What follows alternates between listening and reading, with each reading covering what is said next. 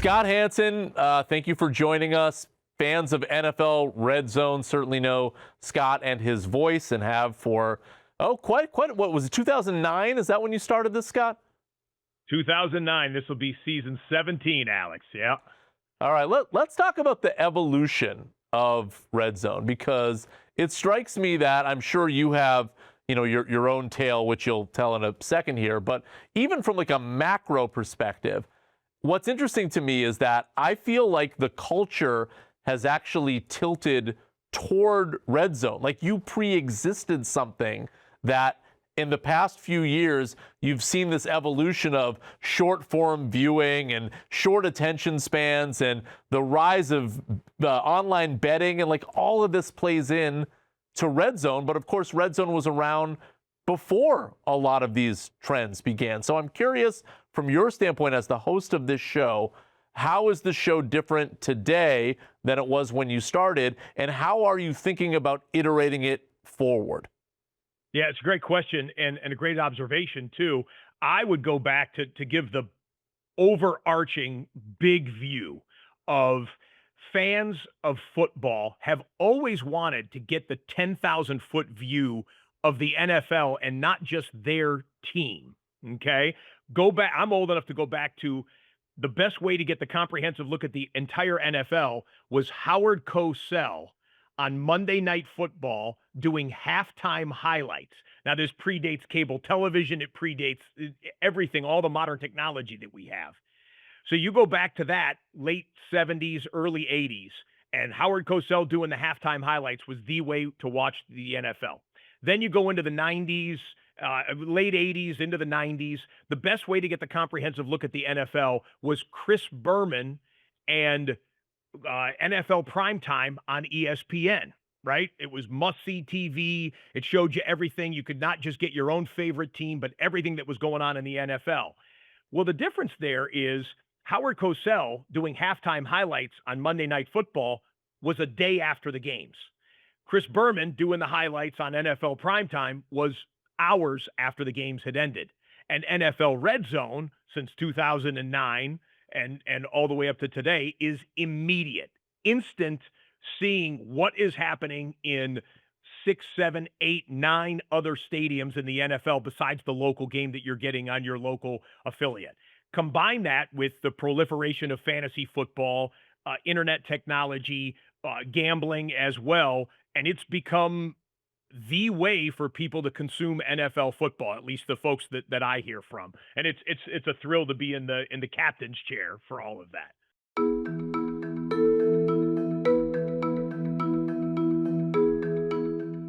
Has the proliferation of fantasy and betting changed the way that you host the show? Slightly. I'm trying to serve a mass audience. And anyone in our business who tries to serve a mass audience knows, well, you're supposed to speak to one person, but you realize you're talking to a million different masters which you're trying to serve. Some of those people just want to know, I don't care if the Bengals are down 28-10. If Jamar Chase catches another 20-yard pass, I need to see that for my fantasy team. Or if whatever the Jags Titans game is 35-7, so the game is well in already put to bed, winning and losing, but if there's another field goal or another touchdown, that might take the total over, so we need to see that as well. So there's a little nudge wink in terms of the way that I host the show and we present the show. And what I mean by that is you're going to see all of the great moments on the football field in moments that will determine who wins and loses this particular NFL game. But then we also will show you, hey, we know this game's already a blowout, but this might be significant to some of you, so we'll unveil that and reveal that too. And that's why we make a promise to the audience every touchdown, right? We're going to show you every touchdown. If it's 42-0 and there's another touchdown, you're going to see that one, even if it's the third string player. So I think there's a little something for everyone in NFL RedZone.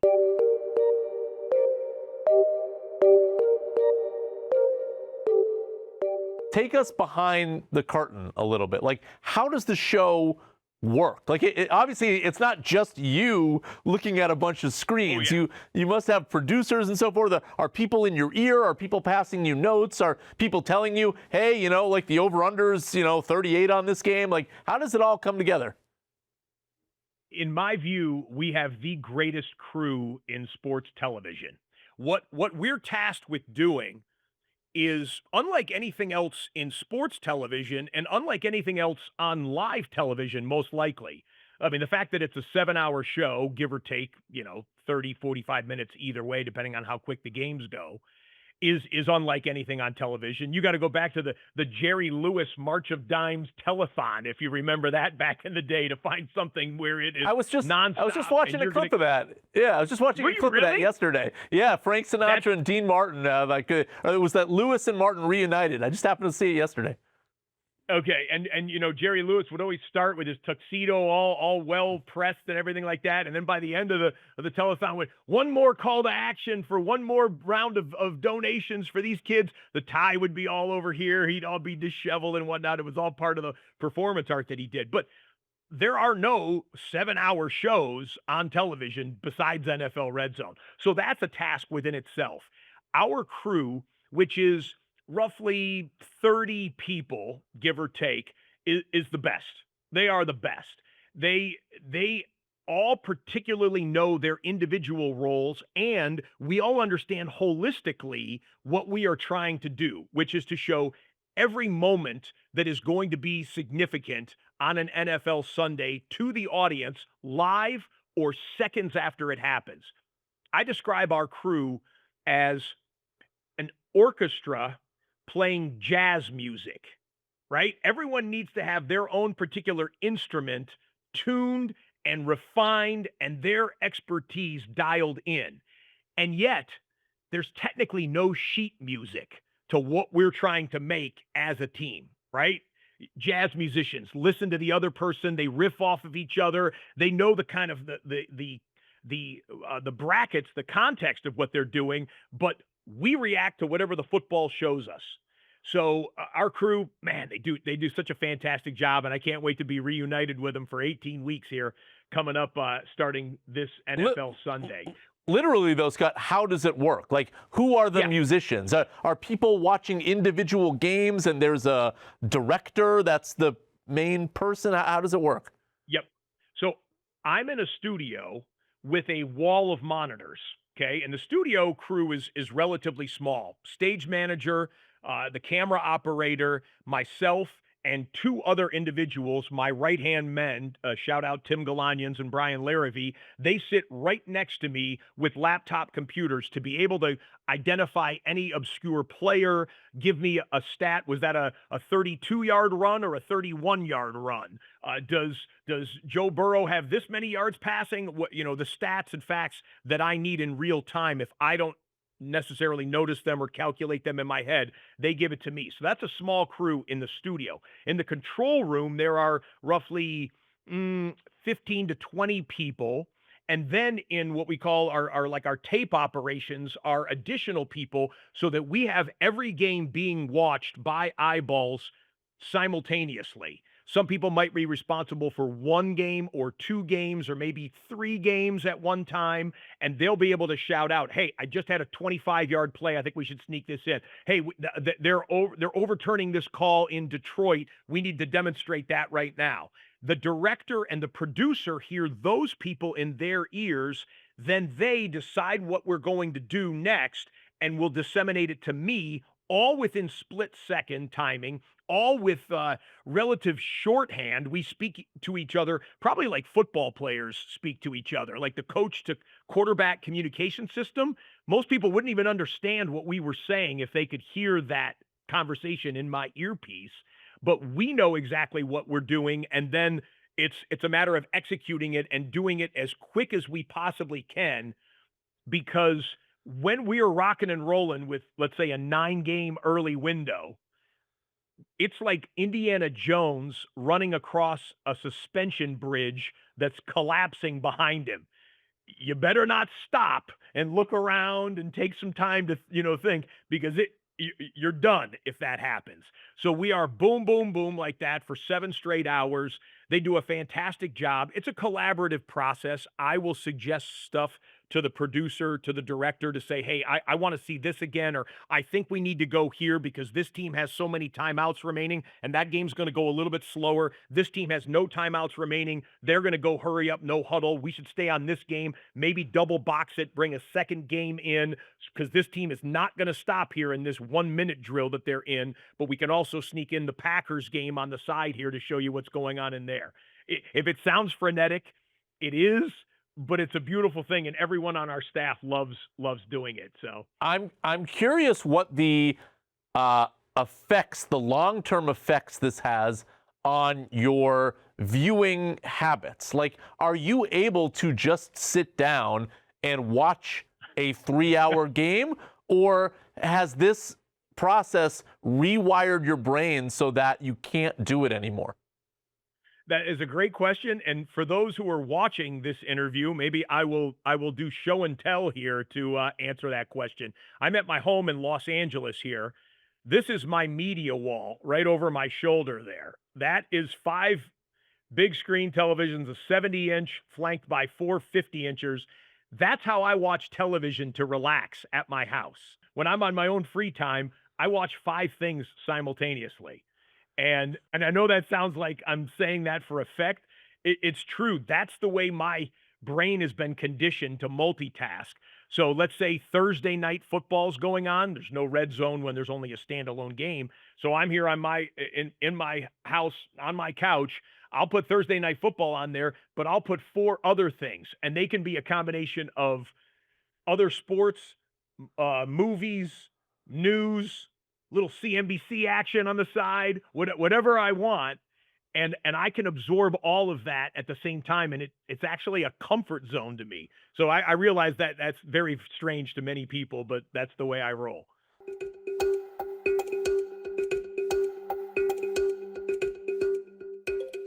Your name was in the headlines fairly recently, both because your contract was up, but also because there was just a big deal between ESPN and the NFL that I reported on. Others did as well. There was a period of time where it was at least amorphous about whether or not RedZone would be a part of this ESPN deal. And I'm curious, for those that don't know, it isn't. NFL, well, it is and it isn't. NFL will retain ownership of RedZone, but the NFL Network, the linear channel, will go over to ESPN. ESPN will own NFL Network Linear. The actual RedZone property will continue to be owned by the NFL and will be bundled in with ESPN's direct-to-consumer service. All that said, was there a moment in time over the past few months where you thought you may end up becoming a Disney ESPN employee, or did you have people on the side whispering in your ear, don't worry about it, the NFL is going to retain control of RedZone,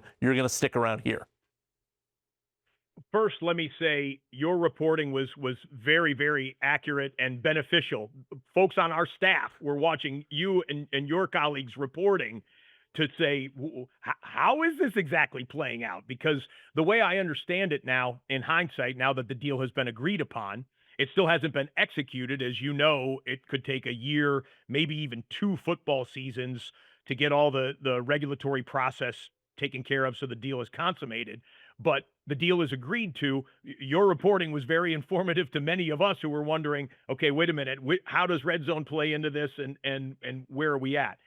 My representatives and I'm represented by Athletes First. So my reps and I, when we were in my contract negotiation with the NFL to continue as host of RedZone, we knew for the past couple of years, maybe more, this Disney NFL deal has been bandied about.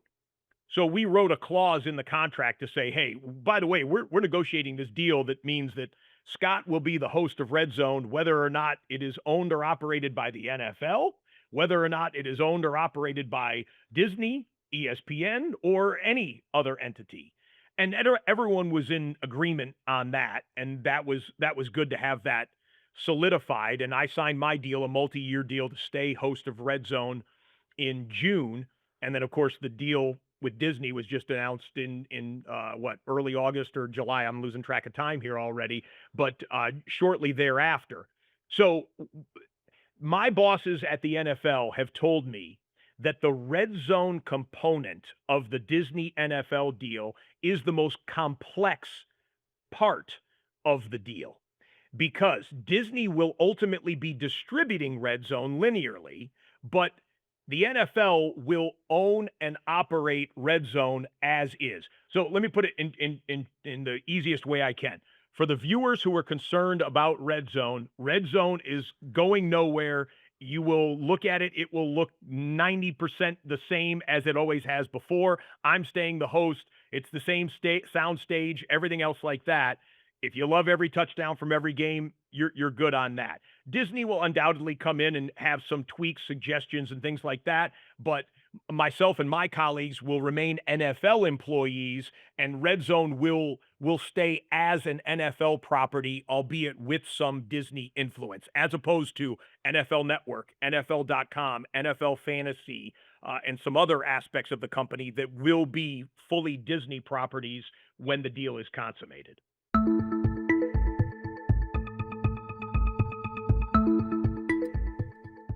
I mentioned before, like, this is a constantly evolving product with RedZone.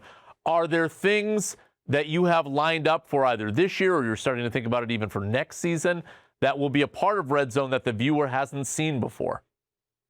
You know, we go one season at a time. The way I describe it to our staff is this.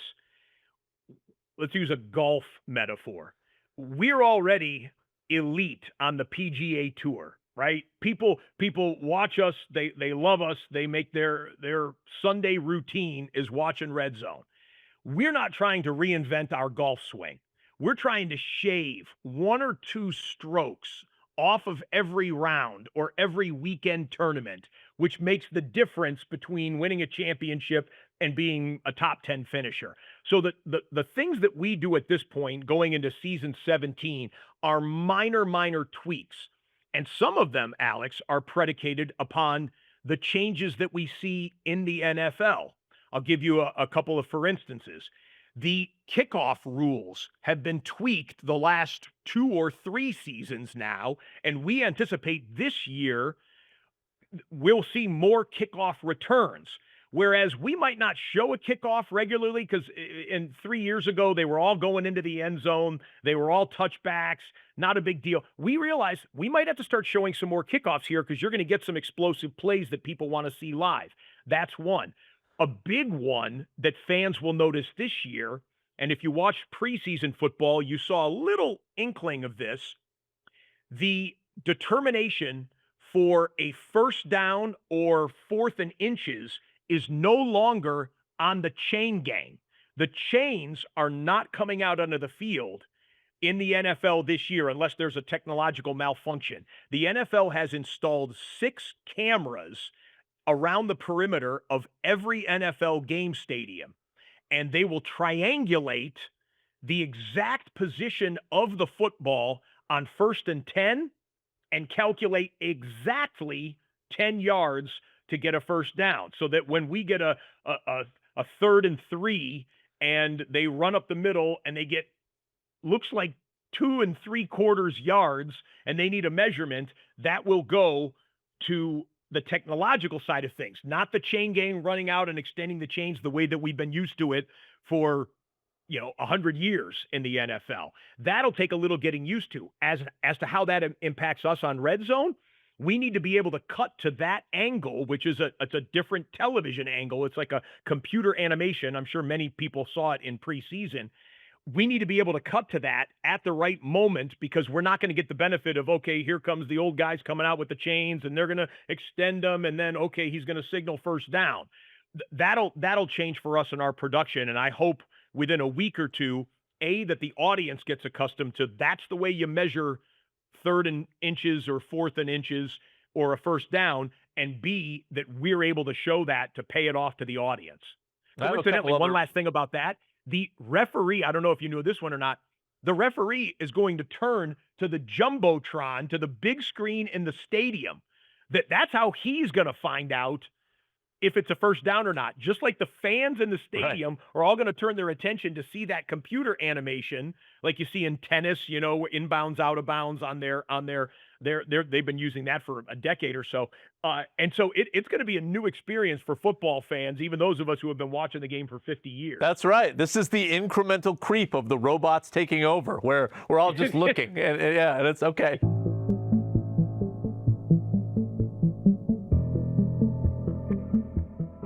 You mentioned it's a 7-hour show. When are you eating and going to the bathroom? Like, how is that baked in? Well, I'm surprised it took this long into the interview to get that question. I should have led with that. Yeah. The number one question in my life, pardon the double entendre there, is when do I go to the bathroom? The answer is I don't. I dehydrate myself at the beginning of each show.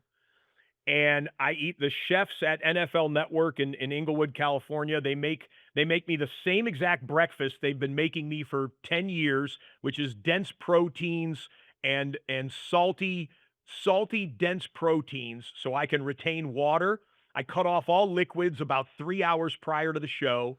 When you fans are watching the countdown clock leading up to Red Zone, Uncle Scott's in the bathroom using the facilities for the final time, and then I just focus on the football because we don't stop. We're not taking breaks, anything like that. Now, I should add this. I don't want to make myself into a hero. Everyone is fascinated by the fact that I haven't taken a bathroom break in more than a decade. But I could take a bathroom break. But the issue is this.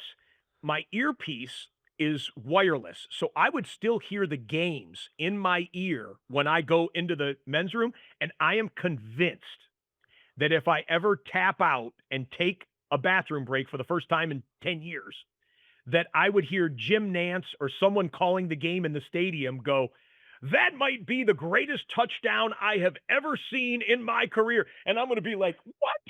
I'm convinced it's going to happen. So kind of a jinx type of a thing. I will not take a bathroom break as long as my biology complies. See, I thought you were going in a different direction with that, which is that the technology is there now where you could bring in all of the monitors on a small iPad and just do the show from the bathroom while you were relieving yourself. But all right, you went in the opposite I've heard every direction. joke in the book.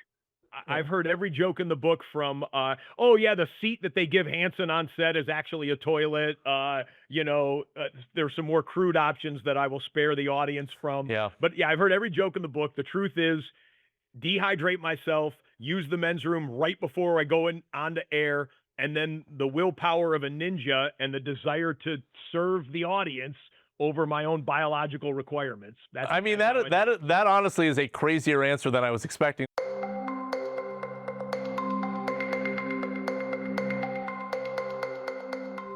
It's very clear to me how if you were a play-by-play announcer or a studio announcer, how you would study, because you have one game at a time, right? It's like, I got to learn these numbers, I got to learn these storylines. How do you prepare when it's the entire league at any given day, or at least let's say half the league playing? Do you have to remember all of these numbers, or are you just sort of being passed information and you're kind of able to do it real time? It's a little bit of both. I'm a football junkie. I love the game, and I love showing people football. There is no one on the planet who wants to show you more football than I do. And I'll deal with, I'm looking over here because I have my splits here. I write everything out. So this is the list of games that I have the week in the NFL this season and how many games I'll be dealing with in the early window and the late window. So I got 12 games, 8 in the early, 4 in the late in week 1. So I've got 12 games, 24 teams. I will come up with sheets. We have an excellent research department at NFL Media, and they send us a 100, could be 200-page packet before every week saying, here's everything we're looking at going into week whatever in the NFL. So I read through all of that, and then I pare things down, and this is what I go into the studio with. This is, I don't know if the audience can see this or not. This was week 18 last year. This is my short crib notes, and it's all code. A lot of it's code. I'll have a packet for that's about a 20-page packet that's overall stats for the entire league: quarterbacks, kickers, defense stats, touchdown scorers, fantasy football stats, injuries, everything like that.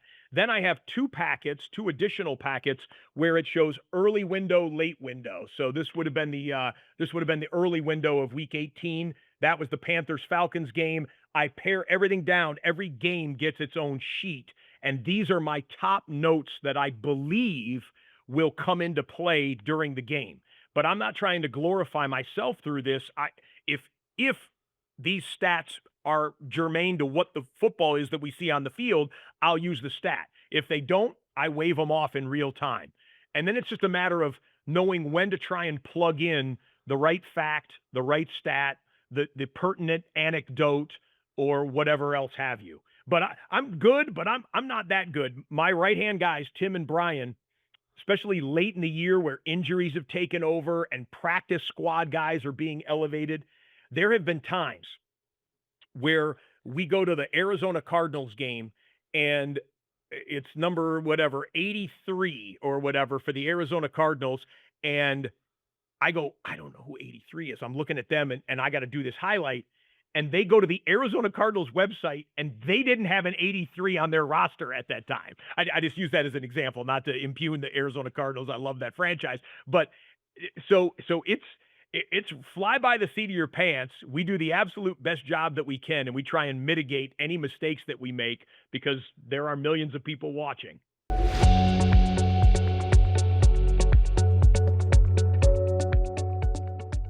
As part of that ESPN deal, they got the right to build out other Red Zone products. I know you've mentioned already in one interview you would be open to doing a college football version of Red Zone. I'm curious if you have heard yet from ESPN chairman Jimmy Pitaro.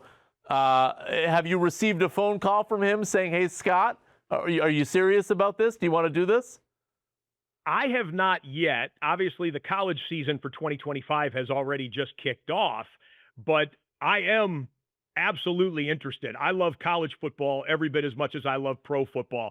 Back to my media wall over here, on a college football Saturday, I cycle through the best 5 games every 3 hours. I've got the best 5 college games on, and I love consuming all of that as I'm studying my NFL RedZone notes. I think college football RedZone would be huge. I would love to host it. There's some tricks that I'm sure you know that tricks and hurdles that would need to be overcome, most likely with rights. Not ESPN does not have every single the rights to every single conference, the rights to every single game.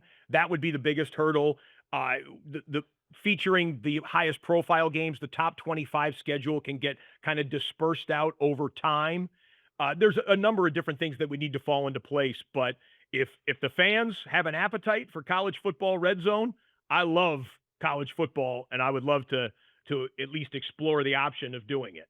Now, are you starting to think about even other sports beyond that? I know ESPN is going to have a U.S. Open Red Zone starting next year, for instance. Like, would you go beyond football?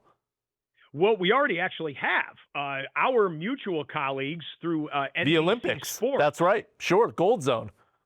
Gold Zone. So Molly Solomon, the president of NBC Olympics, and her team, they had the idea a few Olympics ago to say, hey, people are really loving this Red Zone concept. Why don't we create this for the Olympics with 10, 15, 20 different events going on in and around the host city simultaneously to show the best of the Olympics. And so this last year, they came after me to be the host for the primetime version of the Paris Games, and it was a resounding hit. It was really, really amazing. We won some Emmy Awards for our work on Gold Zone for the Paris Olympics, and I'm proud to say that subsequently I've signed on to do the next 2 Olympics, the Milan Cortina Games, the Winter Games that kick off during Super Bowl weekend on NBC and Peacock, and then the Los Angeles Games in 2028. So I think the Olympics is a great, I mean, it was a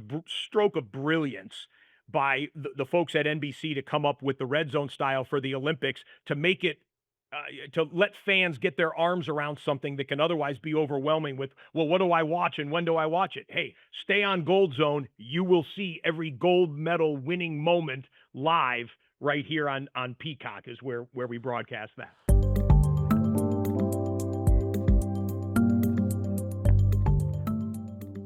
All right, a few more questions. When your contract was up this past year, did part of you say, look, there's maybe other things that I want to do? It seems like you are so wired in and programmed to do Red Zone that maybe that isn't a part of your thinking. But I figure I'll ask you, do you want to be a studio host and not do a Red Zone style? Or in the back of your mind, are there other things you'd like to do? Or are you very committed to doing Red Zone in whatever form it takes for years to come? Well, I love Red Zone. I love my job. I love my colleagues on the show with whom I work. I've been doing it for 16 years now, going on 17 seasons. The audience gives amazing positive feedback, even on social media, which of course trends into the sewer. Most of the Red Zone, feedback that we get is tremendously positive. So I'm happy that I'll be doing that for years to come. Football is my favorite sport. I've already started to branch off a little bit. Last year during the Netflix Christmas games, Netflix, as you know, had a doubleheader of NFL games, and Netflix hired me to do the international broadcast for the Netflix games. Drew Brees and I were paired up to fill in the gaps during the commercial breaks because if Netflix had a Ford Trucks commercial, Ford Trucks didn't pay the broadcasting outlets in Italy for the rights to show those commercials. So we filled in the gaps during the commercial breaks. That was a lot of fun. We had some discussions with YouTube about possibly partnering up and doing some studio hosting. We were not able to come to an agreement on that, but there are other football assignments that I'd love to do. I really had more fun doing the Olympics than I thought I would. And my career is now closely associated with whip around, rapid fire, show everything, mix it up simultaneous with the American sporting public. So there's certainly no shortage of opportunities. And I'm thrilled for that. I'm gratified. I've worked for 30 years in this business to try and hone my craft. I would just say, yeah, I'm open for business, open for suggestions. And the NFL has been decent with me in terms of allowing me to do outside projects as long as it doesn't disparage the NFL, conflict with my Red Zone duties, or conflict with the NFL's business interests.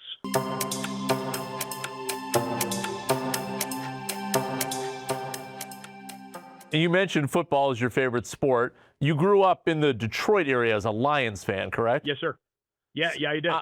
I heard you in another interview say that it has been a while now since you have actually rooted for a team, that in any given game, you don't care which team wins and which team loses. And when I heard you say that, I thought it was a little sad, to be honest. And I kind of worried, like, is there a piece of you that this profession has kind of ruined the spirit of the game in that way for you? Because I think most fans would tell you that what they love about the NFL is rooting for a specific team. Yeah, that's a great question. I wouldn't go so far as to say ruined it. It definitely has changed the way that I watch football. But I love the game, and I love the competition. The NFL has engineered its sport to such a degree that legitimately, if the Tennessee Titans beat the Philadelphia Eagles, it'd be a shock, but is it otherworldly? This couldn't have happened? No. The NFL is that competitive. And so I watch the games. I can root for outcomes. I love scoring. I love excellent high-level football. I love a last-second touchdown to win the game, or a walk-off field goal, or a fourth down defensive stop to clinch a game. And I can root for that, and I love it. I don't care what uniform is actually performing it at that time, but I can root for football that way. So it hasn't ruined it. It definitely has amended it. And the second thing I would say is, on Red Zone, I root for drama, because I know everything that I show you, Alex, everything that I show millions of fans, some section of that audience is losing its mind over. Oh, I can't believe that happened, or wow, that happened. That's unbelievable. And I love serving the football audience. I love it. And I hope that comes across on television. And so I'll sacrifice my own personal allegiances and fandom to be able to serve the audience and yet still enjoy the game at the same time.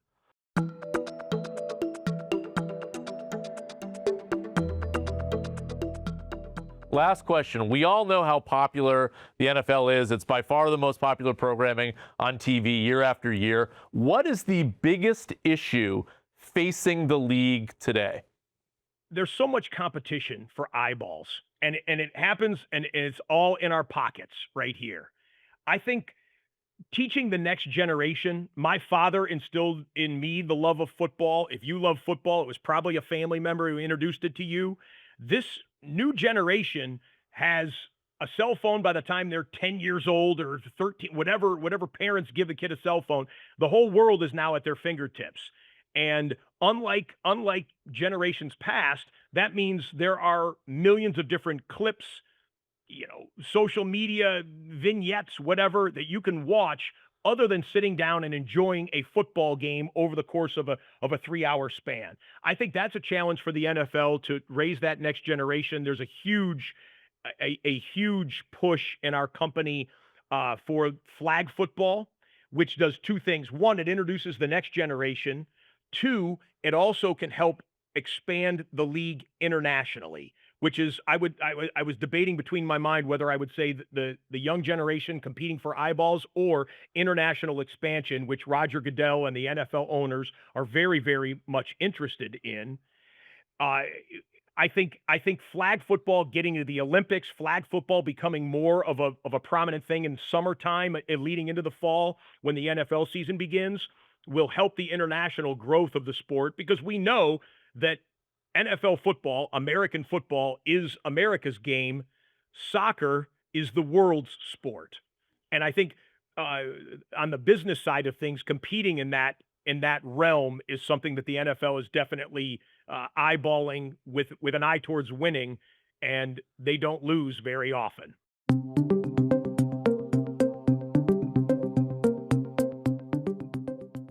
I lied. One more question. Give me a Super Bowl prediction. Oh, I thought I was going to have to. Okay, I'm smart enough to know that nobody knows nothing when it comes to making predictions. So this one is as good as anything else. I will predict, we already talked in the interview about I don't root for individual teams. I do root for scenarios, for drama, for action. And you tell me, what bigger Super Bowl could there be in Super Bowl 60 than a matchup between the Detroit Lions and the Buffalo Bills? Now, I'm not necessarily predicting. Both of those teams have Super Bowl windows that appear wide open. Would it be a shock to get a Lions-Bills Super Bowl? No, based on recent history and whatnot. But those two fan bases descending on the San Francisco Bay Area for Super Bowl 60? Are you kidding me? Sign me up. So a prediction that's as good as anything else, give me Bills-Lions in the Super Bowl. All right. Well, I'm a big 49ers fan. I do root for a team, so I'm hoping that they stay in-house and have a home game. I'll take the Bills. That you mentioned Chris Berman earlier in his NFL primetime game. That was his prediction every year after year. Every year. He predicts, circle the wagons. Circle the wagons, Niners, and then, of course, he loved the Niners as well. So he did. Big fan. Yeah. Scott, look, we all appreciate your energy, and we look forward to watching you, and enjoy your bathroom time between now and then. I'm going to turn this off right now, and I'm going to go use the facilities. Alex, great to be with you. Thanks for the time. Thanks, Scott. Thank you.